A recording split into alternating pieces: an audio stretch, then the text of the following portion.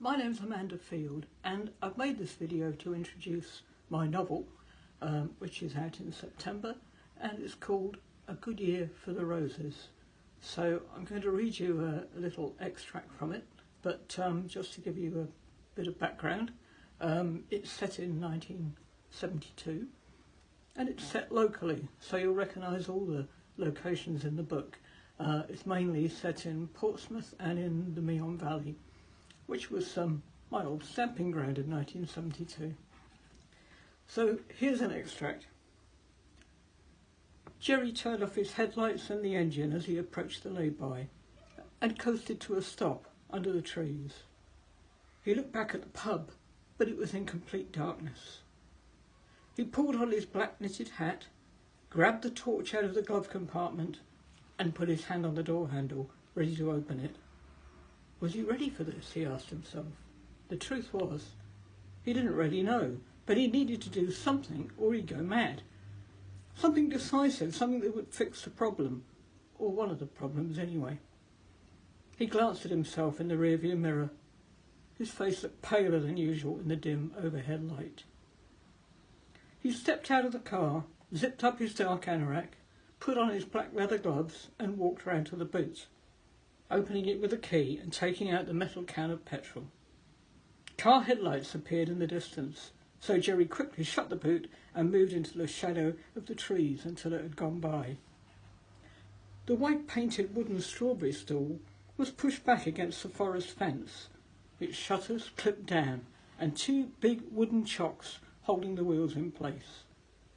Jerry realised that unless he moved the stall further out into the lay-by, he risked setting fire to the trees as well. He put down the can, removed the chocks, and got his weight behind the corner of the stall. "Bugger, it's heavy," he said. "How that scrawny Derrick bloke managed to move it on his own, God only knows," he thought. Then he noticed the chain and padlock. He was about to give it up as a bad job when he realised the chain had only been looped over the fence and could quite easily be lifted off.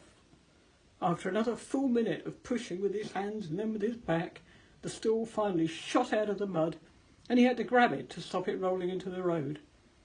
He steadied it and then walked back into the shadows to catch his breath.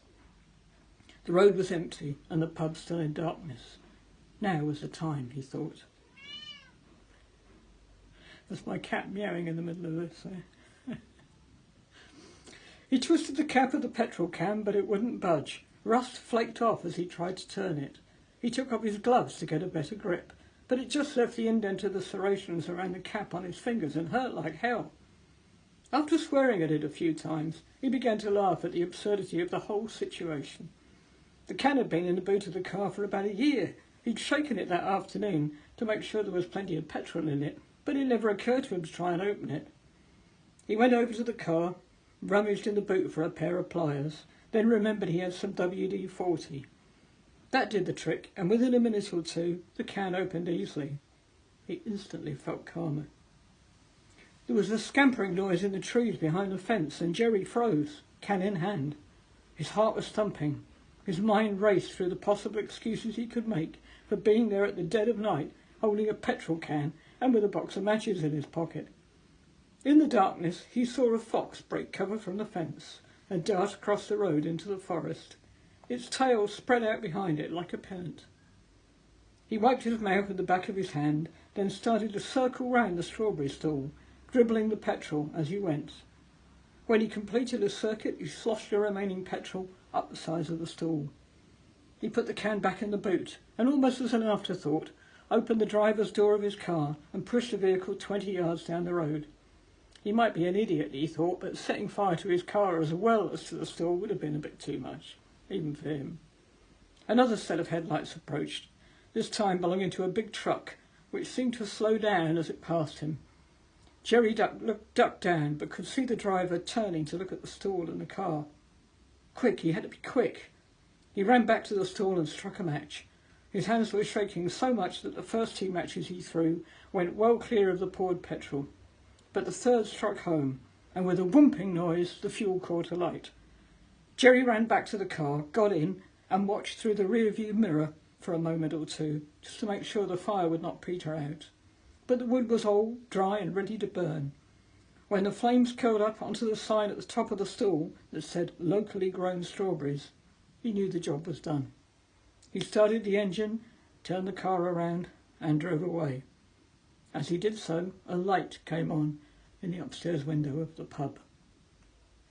Well, if you want to find out why Jerry was setting fire to the strawberry stall, then you'll need to read A Good Year for the Roses by me, Amanda Field. Thank you.